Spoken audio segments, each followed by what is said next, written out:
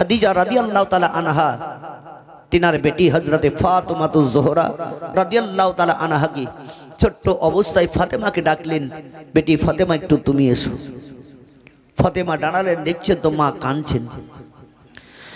ওই সমাদে ফাতেমাতুজ জোহরা রাদিয়াল্লাহু তাআলা আনহা বললেন, ওগো আমার আম্মা জান, তবে তুমি এভাবে কেন কান্না করো? তোমার দুই চোখ দিয়ে কেন পানি পড়ে যায়? খাদিজা রাদিয়াল্লাহু তাআলা আনহা বললেন, বেটি ফাতেমা, আমি এই জন্যই কান্না করি গো, তোমার আব্বা বাড়ি থেকে চলে গেছে, 1 ঘন্টা নয় 2 ঘন্টা নয়, কয়েক ঘন্টা হয়ে গেল, তবু এখন পর্যন্ত বাড়িতে আসছে না।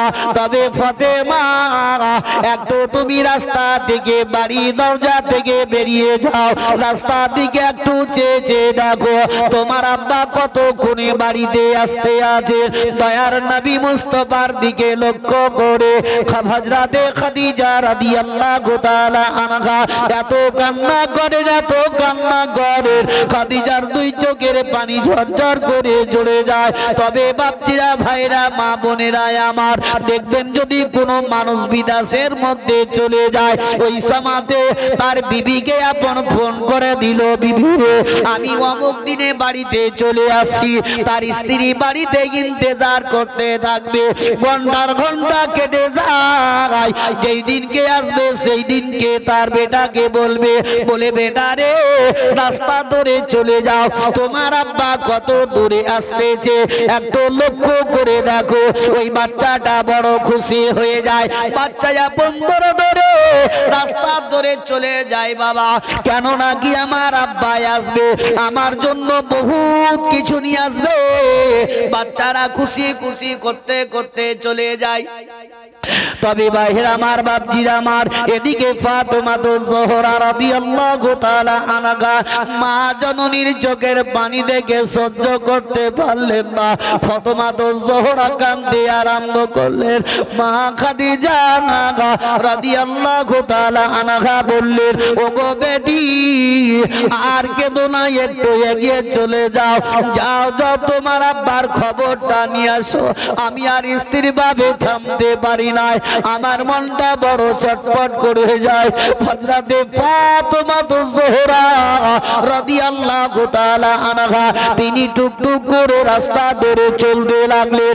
একটু আগে যাওয়ার পর ফাতেমাতুজ জোহরা রাদিয়াল্লাহু তাআলা আনহা দেখছেন একটা লোক টুকটুক করে চলে আসতে আছে, কখনো জমিনে পড়ে যায়, আবার কখনো গুটে হাঁটতে আরম্ভ করে। ফাতেমা আরো দেখলেন তার শরীরের জামাটা রক্তে লাল হয়ে আছে। ফাতেমাতুজ জোহরা রাদিয়াল্লাহু তাআলা আনহা তিনি ওই পাগল ভেবে ফাতেমা আগে দিকে আর গেলেন না, কাঁদতে কাঁদতে বাপসি বাড়ির দিকে রওনা হয়ে গেলেন। ফাতেমাতুজ জোহরা রাদিয়াল্লাহু তাআলা আনহা তিনি দরজাতে দাঁড়িয়ে দাঁড়িয়ে কান্না করতেছেন। ফাতেমা দুই চোখের পানি ঝরঝর করে ঝরে যায়। ফাতেমা স্ত্রী ভাবে থামতে পারে না। খাদিজার কানে আওয়াজ চলে গেল, আমার বেটি ফাতেমা দরজাতে কান্না করে।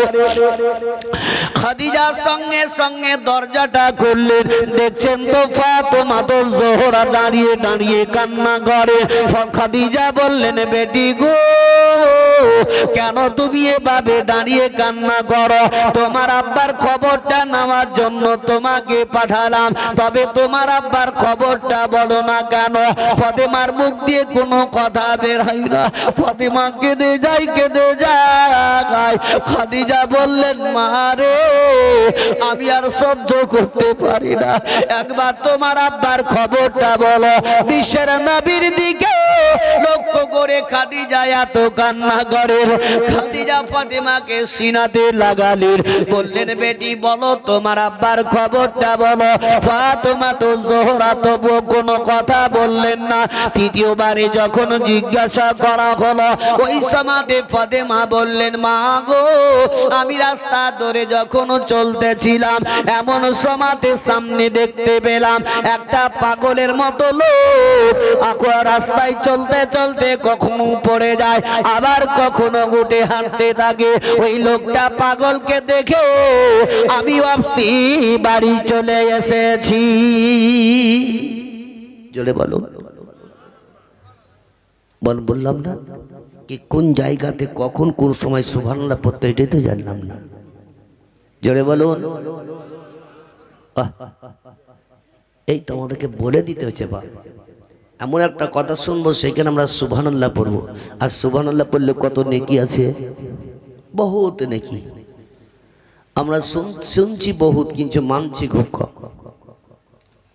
যেমন কি হযরতে দাউদ আলাইহি ওয়াসাল্লাম আল্লাহকে বলেছিলেন, হে আল্লাহ তোমার মিজান নেকি ওজন করনেওয়ালা পাল্লা কত বড়। তো আল্লাহ বলেছিলেন, হে দাউদ আমার ওই পাল্লা এত বড়, সাতো আসমান সাতো জমিনকে যদি পাল্লার একদিকে চাপা হয় তবু আমার পাল্লা ভর্তি হয় না। তো দাউদ আলাইহি ওয়াসাল্লাম বললেন, আল্লাহ তবে তোমার ওই পাল্লাটা কিসে ভর্তি হয়? তো বলছে যদি কোনো ব্যক্তি একবার যদি মহব্বতের সহিত সুবহানাল্লাহ পড়ে দেয়, ওই সুবহানাল্লাহর নেকিতে আমার পাল্লা ভর্তি হয়ে যায়। তাহলে নেকি উড়ে বেড়ায় কিন্তু ধরতে জানি না। আজকালকার দেখবেন স্টুডেন্ট ছেলেগুলা ঢাল মারামারি খেলে না, ঢাল মারামারি বুঝেন তো, ক্রিকেট একে ঢাল মারামারি বলা হয়। পেলো তো পিটি দিল, না পেলে তো ফুসুক করে চলে গেল। এই ক্রিকেট যখন খেলে বলটা চলে গেল, দূরে একজন রানী থাকে এইভাবে হাত পাতায়, যদি হাতে বলটা পড়লো ধরলো তাকে কি বলে? ক্যাচ বলে না, ক্যাচ, তাই তো বলে ক্যাচ। আর যদি না ধরতে পারে কি বলে? ফলস। তো এইরকম আমাদের নেকি উড়ে বেড়ায় কিন্তু আমরা ধরতে পারছি না, ফলস হয়ে ফুসুক করে চলে যাচ্ছে। ধরার চেষ্টাটা করো। আমরা ছেলে, আল্লাহর নাম নিতে আমাদের ভয় কোন জায়গায়, কোন জায়গাতে আমাদের লজ্জা লাগে? কি সুবহানাল্লাহ আমাদের মুখ দিয়ে বের হবে না? বিশ্বের নবী কুল কায়নাতের নবী জনাবে মুহাম্মদ রাসূলুল্লাহ সাল্লাল্লাহু তাআলা আলাইহি ওয়াসাল্লামের বেটি ফাতেমা বললেন, মা আমি ওই লোকটাকে পাগল দেখি আমি ঘুরে চলে আসলাম। খাদিজা রাদিয়াল্লাহু তাআলা আনহা বললেন, বেটি তবে দ্বিতীয়বারে তুমি চলে যাও। ফাতেমা তো জোহরা রাদিয়াল্লাহু তাআলা আনহা দ্বিতীয়বারে রাস্তা ধরে চলতে আরম্ভ করে দিলেন। ফাতেমা বাবা টুক টুক টুক টুক করে হাঁটতে হাঁটতে ওই লোকটাকে আবার দেখতে পেয়ে গেলেন। দেখছেন জমিনের মধ্যে পড়ে আছে, শরীরের জামাটা রক্তে লাল হয়ে আছে, মাথার চুলগুলা এলোমেলো হয়ে আছে। ফাতেমা চুপ করে দাঁড়িয়ে গেলেন, আগে দিকে আর পা বাড়ালেন না। ফাতেমা দেখতে দেখতে কাঁদতে আরম্ভ করলেন, বলে আমার আব্বা কোথায় আছেন, কোথায় গেলেন, কখন আমার আব্বা বিশ্বের নবী আসবেন? ফাতেমা আপন বাবা ওই পাগল ভেবে আবার মুখটা ফিরে নিলেন বাড়ির দিকে যাওয়ার জন্য। যেমনি মুখটা ফিরে নেওয়া, পিছন থেকে ডাক দিয়ে বললেন, ও বেটি ফাতেমা, আমি এমন কেউ নয়, আমি কোনো পাগল নয়, আমি হচ্ছি তোমার আব্বা বিশ্বের নবী। বলো বেটি ফাতেমা, আমি তোমার আব্বা দয়ার নবী মুস্তাফা। ফাতেমা তো জোহরা রাদিয়াল্লাহু তাআলা আনহা তিনি কাঁদতে কাঁদতে কাঁদতে কাঁদতে তিনার আব্বা নবী মুস্তাফার কাছে চলে গেলেন। দয়ার নবী মুস্তাফা আমার জমিনে পড়ে আছেন। ফাতেমা তো জোহরা রাদিয়াল্লাহু তাআলা আনহা তিনার আব্বার কাছে দাঁড়ালেন। ফাতেমা কখনো কখনো আব্বা আব্বা বলে ডাকতেন, নচেত ফাতেমা বলতেন ইয়া রাসূলুল্লাহ, ইয়া হাবিবাল্লাহ, নবী গো। ফাতেমা বলতে আছেন, ইয়া রাসূলুল্লাহ, আপনার এই অবস্থাটা কেন বলুন না কেন? আপনার শরীরে জামাটা রক্তে লাল কেন? আপনার প্রতি কে এমন করে অত্যাচার করেছে? বিশ্বের নবী আমার ফাতেমাকে সিনাতে লাগিয়ে দিলেন। দয়ার নবী দুই চোখ দিয়ে পানি পড়ে গেল। নবী আমার বললেন, মা গো তুমি এভাবে আর কেঁদো না, চোখের পানিটা বন্ধ করো গো ফাতেমা, আমি সব কিছু বরদাস্ত করতে পারি গো মা, তবে তোমার চোখের পানি বরদাস্ত করতে পারে না। ফাতেমা বললেন ইয়া রাসূলুল্লাহ ইয়া হাবিবাল্লাহ, তবে আপনার শরীরের এই অবস্থাটা কেন? কে এমন করে অত্যাচার করেছে বলুন না কেন? নবী আমার বললেন ফাতেমা, তারা আমাকে চিনতে না পারার কারণে আমার প্রতি তারা অত্যাচার করেছে। তবে ফাতেমা এমন একটি জামানা আসবে, এমন একটি সময় আসবে গো, তোমার আব্বার নাম খানা গাছপালা তরুলতা নদ নদী কীট পতঙ্গ সারা বিশ্বের মানুষ পড়বে জোরে জোরে পড়ো লা ইলাহা, জোরে বলো লা ইলাহা, লা ইলাহা, লা ইলাহা ইল্লাল্লাহু মুহাম্মাদুর রাসূলুল্লাহ সাল্লাল্লাহু তাআলা আলাইহি ওয়াসাল্লাম। বাবা জীবনের আমার ভাইরা মা বোনেরা আমার, দয়ার নবী মুস্তাফাকে ফাতেমাতুজ জোহরা রাদিয়াল্লাহু তাআলা আনহা টুক টুক টুক টুক টুক টুক করে বাড়ির দিকে নিয়ে রওনা হয়ে গেলেন। হযরতে খাদিজা রাদিয়াল্লাহু তাআলা আনহা ঘরের ভিতরে বসে বসে কান্না করেন। খাদিজার দুই চোখের পানি ঝরঝর করে ঝরে যায়। হযরতে ফাতেমাতুজ জোহরা বিশ্বের নবীকে যেমনি নিয়ে এলেন, দয়ার নবী আমার একটি আওয়াজ দিলেন দরজাতে। এক আওয়াজ দেওয়া মাত্রই সঙ্গে সঙ্গে খাদিজা দরজাটা খুলে দিলেন। দেখছেন তো বিশ্বের নবী আমার দাঁড়িয়ে আছেন, ফাতেমাতুজ জোহরা একদিকে দাঁড়িয়ে আছেন। বিশ্বের নবীর শরীরে জামাটা রক্তে লাল হয়ে আছে, মাথার চুলগুলা গেল মেলো হয়ে আছে। বিশ্বের নবীজি খাদিজার মুখের দিকে তাকালেন, আর খাদিজা নবী মুস্তাফাকে দেখার পরে আরো জোর কাঁদতে আরম্ভ করে দিলেন। খাদিজা আর স্থির ভাবে থামতে পারেন না। খাদিজা বললেন ইয়া রাসূলুল্লাহ, ওগো আল্লাহর নবী গো, আপনার এই অবস্থাটা কেন বলো না কেন? নবী আমার বললেন খাদিজা আর কেঁদো না, একটু চোখের পানি বন্ধ করো।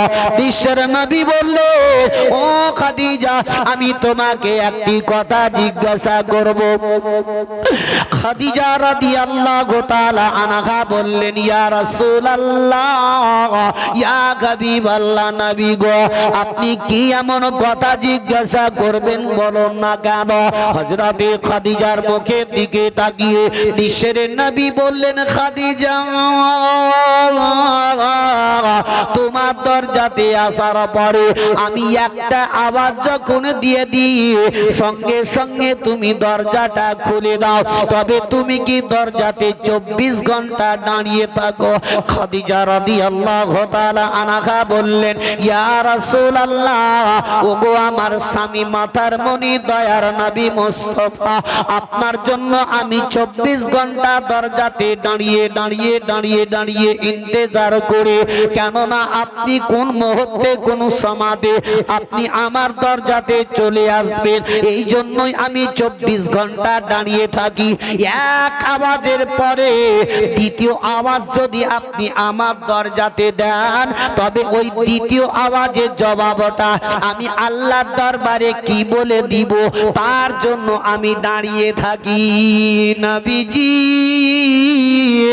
বললেন খাদিজা, তবে তোমার শরীরে কি ব্যথা হয় না, তোমার শরীরে কি কষ্টটা হয় না দাঁড়িয়ে দাঁড়িয়ে থাকাতে? খাদিজা বললেন ইয়া রাসূলুল্লাহ, ওগো আল্লাহর নবী গো, আমার শরীরে ব্যথা হয়, কষ্টটা হয়, আপনি যখন আমার দরজাতে এসে আওয়াজ দেন আমি দরজাটা খুলে দেয়, খোলা মাত্রই আপনার পবিত্র চেহারা দেখতে গেলে আমার শরীরে সমস্ত বেদনা দূর হয়ে যায়। জোরে বলো। তাহলে নবী ছিলেন কে? নবী মুস্তাফার চেহারা দেখলে পরে সমস্ত সব শরীরের বেদনা দূর হয়ে যেত।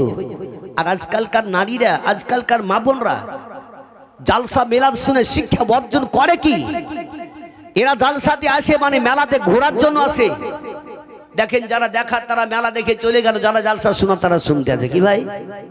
হ্যাঁ, এরা বাড়ি থেকে উদ্দেশ্য করে চলে এলো কি চল আমরা কোনটা যাচ্ছি, মানে জালসাতে যাচ্ছি, কিন্তু না, জালসাতে নয়, এরা মেলাতে। ওই মেয়েগুলা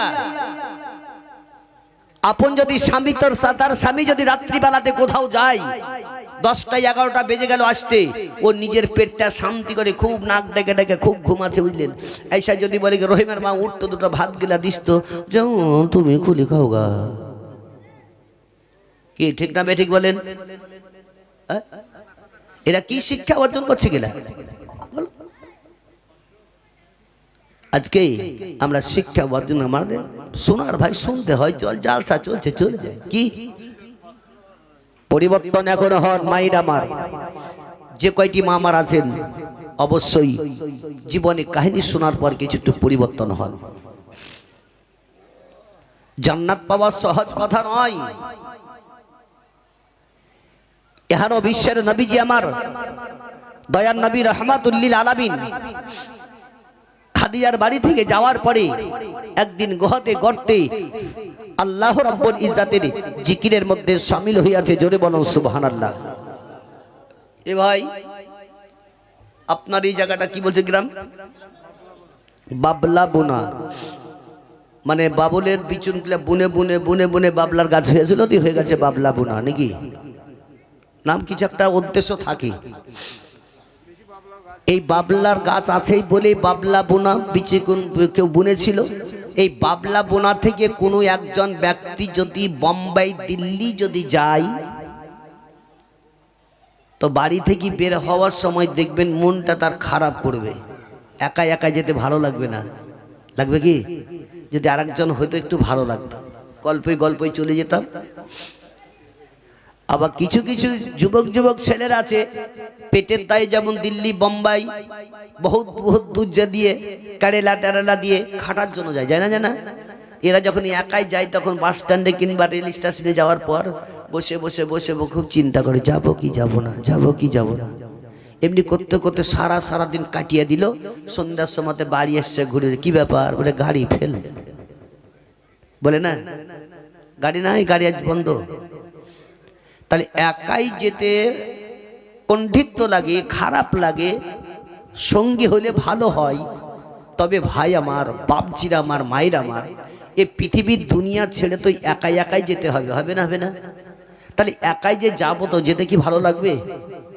একটু বলে ভালো লাগবে? তাহলে সঙ্গীত দরকার। তাহলে পৃথিবীতে সঙ্গী তৈরি করতে গেলে পরে নামাজ পড়ুন।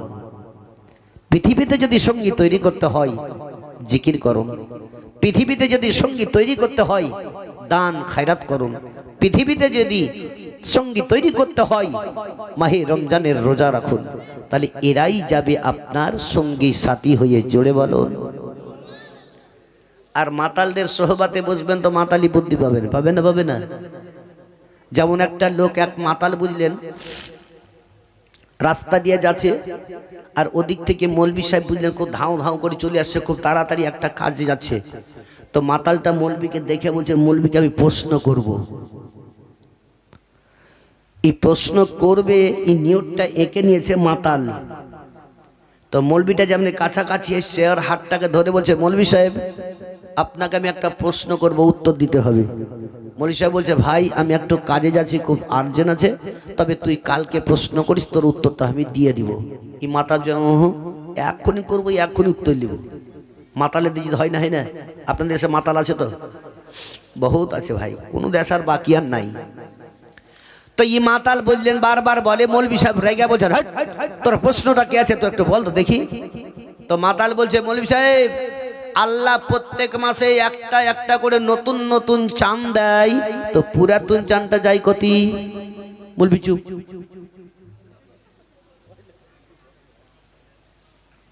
মাতাল কেমন বুদ্ধি দেখিয়েছে দেখেন। বলছে আল্লাহ তো প্রত্যেক মাসে নতুন নতুন চাঁদ দেয়, ফের পুরাতন চাঁদ যায় কতি? মাতালকে মৌলবি সাহেব যে, ভাই তোর প্রশ্নের উত্তর আমি কাল দিব, তুই ছেড়ে দে। বলছে ও হবে না, উত্তর দাও তো যাও। আজকালকার এরকম আজর পাকা ওই কি বলে পাবলিক আছে না নাই বলেন, মৌলবীদেরকে এমন এমন হাইনটা কথা বলে দেয় যে কোনো কিতাবও নাই, কোনো বইও লেখাও নাই, এমন প্রশ্ন করে দিল। কিন্তু মান্তিকি চাল মৌলবীরা থাকে তো পড়ে, মান্তিকি একটা বই আছে বুঝলেন, এ মান্তিকি একটা বই পড়ে থেকে থাকলে ও মান্তিকি চাল তোমাকেও চালিয়ে দেবে, এটাও জেনে রেখে দাও। এহানো বাপজিরা ভাইরা আমার, ও মাতাল যখন বললো বোন সাহেব বলছে ভাই তুই আজকে ছেড়ে দে, তো কাল তুই প্রশ্ন করিস, কাল তোকে আমি উত্তরটা দিব, যে করেছিস সেটাও আমি কালকে উত্তর দিয়ে দেবো। বলছে ও হবে না। ই মৌলবি একদিকে টানে, মাতাল একদিকে টানে, এমনি করতে করতে বিশাল লোক জমে গেছে বুঝলেন। আর ওই দিক থেকে আর একটা মাতাল ও মদ খেয়ে খুব টা হয়ে চলে আসছে। ই মাতাল বসে ওখানটায় কি হচ্ছে দেখি, দেখছে তো মৌলবীকে মাতাল খুব টানাটানি করে, ই মাতাল বীজখানে ঢুকেছে, ধর মদ খাইয়া মৌলবী সাহেবকে অপমান অপদস্থ করছি, লোকের সামনে তোকে লজ্জা লাগে না? কিন্তু উজি মদ খাই আছে উটার বলে না, উজি এক মাতাল উয়ার বলছে না, আমি একেবারে শ্বাস শেখো। ই মাতাল বলছে চুপ, মৌলবীকে ছেড়ে দে, আমি তোর প্রশ্নের উত্তর দিয়ে দিব। বলছে দিবি তো? যে হ্যাঁ দিব। মৌলবীকে ছেড়ে দেবো, যে বল তোর প্রশ্ন। বলছে আল্লাহ প্রত্যেক মাসে নতুন নতুন চাঁদ দেয়, পুরাতন চাঁদ যাই কতি। বলছে মাতার বলছে হারি এইটা তো মানে কহছিস, আল্লাহ এত বড় একটা হাতুড়া নিয়ে দেয়, পুরাতন চাঁদটাকে ঠুকি ঠুকি ঠুকি ঠুকি গিজি গিজি গিজি করে আসমানের মধ্যে ছিটে দেয়, রাত্রে বেলায় দেখিস খুব ঝিকঝিক করে জ্বলে। তখন ই মাতাল বলছে ঠিক বলেছি, মানে তারা তো মাতালের সোহবাতে বসবে তো মাতালি বুদ্ধি পাবেন, গাঁজারি সোহবাতে যদি বসেন তো গাঁজারি বুদ্ধি পাবেন, তাসেরি আড্ডাতে যদি বসেন তো তাসেরি বুদ্ধি পাবেন, আর ভালো লোকেদের সোহবাতে যদি বসেন তো ভালো বুদ্ধিটাই পাবেন। কি ভাই ঠিক না বেটি? ভালো লোকেদের সোহবাতে বসা উঠা বসা করুন। আজকে কোনো মুসল্লির কাছে, নামাজিদের কাছে গিয়ে আমরা জিজ্ঞাসা করি ভাই এই দুয়াটা একটু শিখে দাও, বলে কেউ? বলেছে কেউ? কেউ বলে না। কোন ইমামকে গিয়ে বলেছে? কি বলবে পাবলিক? মৌলবীরা শিখে না, পরের খাচ্ছে খালি ব্যাং ফোলা ফুলে যাচ্ছে, ছেলেপিলা পড়াই না। না তোমাদের দোষ, তোমরা ছেলেপিলা পড়াতে পাঠাও। মৌলবীদের যত দোষ হচ্ছে মৌলবীদের। তুমি এশার নামাজের পরে মৌলবী সাহেব যে একাই মসজিদে চুপচাপ পড়ে থেকে যায়, তুমি কখনো ভেবে 10টা মিনিট তার কাছে গিয়ে বসে কোনো শিক্ষা বর্জনের লোকে গেছো? গেছে ভাই? যাই কেউ? তাহলে ভুলটা কাট তোমাদের। আর বলছো মৌলবীদেরকে কি মৌলবীরা ফুলছে আর খাই খাই খাই ফুলে যাচ্ছে। দরজা যে কত বড় কত হলো আল্লাহ মালিকই জানে। এ বিশ্বের নবীজি আমার জিকির করতে আছেন আর নবী মুস্তাফার শরীরটা থরথর করে কাঁপতে শুরু হয়ে গেল। জোরে মহব্বতে বলুন সুবহানাল্লাহ। ওই সমাদে আল্লাহর নবী দয়ার মুস্তাফা সাল্লাল্লাহু তাআলা আলাইহি ওয়াসাল্লাম বাবা জিকিরের মধ্যে শামিল হয়ে আছেন। আস্তে আস্তে নবীর শরীরের বারো বাবা কাঁপুনিটা উঠে গেল। ও আমার ভাইরা, মা বোনেরা আমার, একটু একটু পরিবর্তন হয়ে যান। দেখুন বিশ্বের নবী আমার বাবা তবু জিকির করতে আছেন। আল্লাহর নবী দয়ার মুস্তাফা সাল্লাল্লাহু তাআলা আলাইহি ওয়াসাল্লামের শরীরের আরো কাঁপুনি আস্তে আস্তে বেড়ে যায়। তবু নবী আমার জিকিরি ছাড়েন নাই। তবে হাইরে আজকে আমাদের মুসল্লি গণেরা, হাইরে আমরা নামাজি রে বাপ, আমরা মসজিদে চলে যাই, ঘড়ির দিকে তাড়াতাড়ি দেখি কতক্ষণে মৌলবি নামাজ পড়াবে, মসজিদ থেকে বের হব। আমরা যদি তসবিহ তাহলিল করি, এটা আমরা লোক দেখানো বেশিরভাগ তসবিহ করি, দেখবেন আল্লাহকে পাওয়ার উদ্দেশ্য নয়। কত কত মুসল্লিকে দেখতে পাওয়া যায় মসজিদ থেকে নামাজ পড়ে রাস্তাতে দেখবেন তসবিহ নিয়ে ফুসু করতে করতে যায়, করে না? রাস্তাতে লোক দেখাই কি দেখো আমি কত তসবিহ তৈরি করি আর কত তসবিহ বা গুনি। চায়ের দোকানে বসে বসে তসবিহ গুনে। এ মুসলমান ভাইরা আমার, ওই মুসল্লিদেরকে আমি বলবো তুমি লোক দেখানো তসবিহ করো না। যদি আল্লাহকে পাওয়ার উদ্দেশ্য তসবিহ করতে হয় মসজিদের কোণে বসে বসে করো। যদি আল্লাহকে পাওয়ার উদ্দেশ্য করতে হয় ঘরে বসে বসে করো। আল্লাহকে যদি পাওয়ার উদ্দেশ্য করতে হয় কোন জঙ্গলে পাহাড়ে গিয়ে করো। আর লোক দেখানো যদি তসবিহ করে বেড়াও, রোজ হাসরের ময়দানে ওই তসবিতে তোমাকে ঢাল মারা করে মারবে। তুমি লোক দেখি আমাকে গুনেছিলে। কি ঠিক না বেটি? লোক দেখানো হয় না, ওই তসবিতে ঢাল মারবে। আর আল্লাহকে পাওয়ার উদ্দেশ্য যদি করো তবে দেখবে তাসবিহ করতে করতে তোমার দিলকানা কেন কি তো শরীরটা পর্যন্ত কেঁপে উঠবে। আল্লাহর নবী দয়ার মুস্তাফা সাল্লাল্লাহু তাআলা আলাইহি ওয়াসাল্লামের ও শরীরটা যখন আরো বেশি কেঁপে কেঁপে উঠে গেল, নবী মুস্তাফা স্থিরভাবে থামতে পারলেন না। নবী আমার চট করে উঠে গিয়ে খাদিজার বাড়ির দিকে রওনা হয়ে গেলেন। হযরতে খাদিজা রাদিয়াল্লাহু তাআলা আনহার দরজাতে গিয়ে বিশ্বের নবী আমার ডাক দিলেন। আওয়াজ যখন দিলেন সঙ্গে সঙ্গে খাদিজা দরজাটা খুলে দিলেন। দেখছেন তো নবী মুস্তাফা দাঁড়িয়ে আছেন। দয়ার নবী মুস্তাফার শরীরে কাঁপুনি উঠে গেছে। খাদিজা রাদিয়াল্লাহু তাআলা আনহা বললেন, ইয়া রাসূলুল্লাহ, ইয়া হাবিবাল্লাহ, নবী গো আপনার শরীরের কাঁপুনি কেন বলো না কেন? নবী মুস্তাফা কোনো কথা বললেন না। খাদিজা কাঁদতে আরম্ভ করলেন। দ্বিতীয়বারে জিজ্ঞাসা করলেন। দয়ার নবী মুস্তাফা বললেন, খাদিজা ভিতরে চলো। দয়ার নবী মুস্তাফাকে নিয়ে গেলেন। খাদিজা বিছানা করে দিলেন।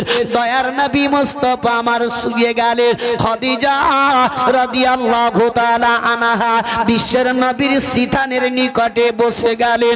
খাদিজার দুই চোখ দিয়ে পানি পড়তেছিল।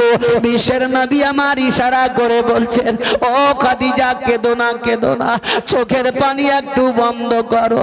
খাদিজা রাদিয়াল্লাহু তাআলা আনহা বললেন, ইয়া রাসূলুল্লাহ, ইয়া হাবিবাল্লাহ, নবী গো আপনার সঙ্গে এতদিন ধরে আমি উঠবস করেছি ইয়া রাসূলুল্লাহ, তবু আপনার শরীরের কাঁপুনি আমি দেখি নাই। তবে আজকের শরীরে কেন কাঁপুনি, কারণটা কি বলুন? দয়ার নবীজি খাদিজা রাদিয়াল্লাহু তাআলা আনহাকে বললেন, খাদিজা তুমি একটি চাদর আমার উপরে উড়িয়ে দাও। জোরে বলুন। বিশ্বের নবীজি বলছেন একটা চাদর উড়িয়ে দাও। খাদিজা রাদিয়াল্লাহু তাআলা আনহা বিশ্বের নবীর শরীরে একটা চাদর চড়িয়ে দিলেন। তবু কিন্তু কাঁপুনি থামছে না, আরো বেড়ে যাচ্ছে। জোরে বরং সুবহানাল্লাহ। কাঁপুনি উঠে যায়। যেমনকে দেখবেন বাড়িতে কোনো বাচ্চাদের জ্বর আসে, কিছু কাঁপুনি জ্বর আসে, আসে না ভাই? কাঁপুনি জ্বর আসে। কোনো বাচ্চাকে যদি কাঁপুনি জ্বর আসে, গর্ভধারিণী মা যদি আপনার কাজকর্ম লিপ্ত হয়ে থাকে, বাচ্চার ওই কাঁপুনি জ্বর আসে, তো দেখবেন সমস্ত কাজকর্ম বাদ দিয়ে মা দৌড়ে দৌড়ে বাচ্চাকে সিনাতে করে তুলে নিয়ে চাদরে ঢেকে দেয়, ঢাকে না? মা এমন জিনিস একটা, মায়ের মতো দরদি পৃথিবীতে আর কেউ নাই। ও মা জননী আমার বাচ্চাকে নেওয়ার পরেও চাদরে ঢেকে দিয়েও যখনই কাঁপুনি বন্ধ হয় না, ল্যাপ দিয়ে দেয়, তবু কাঁপুনি বন্ধ হয় না। ওই সমাধে গর্ভধারিণী মা বাচ্চার কাছে নিয়ে গিয়ে আপন সিনাতে লাগিয়ে মুখখানা লাগিয়ে দিয়ে আল্লাহকে বলে, আল্লাহ গো তুমি আমার বাচ্চার শরীরের কাঁপুনিটা বন্ধ করে দাও। আল্লাহর কাছে দোয়া করতে থাকে। আজ আমরা সেই মাকে কতই বা ভালোবাসি, যে গর্ভধারিণী মা, যে দুধ খাইয়ে আজকে আমাদের বড় করলো, যে মা জননী আমার 10 মাস 10 দিন গর্ভে নিয়ে থাকলো। ওই মা এমনকি শীতের রাত্রিতে বিছানায় যদি পিশাব করে দেওয়া হয়েছে, মা বাচ্চাকে আপন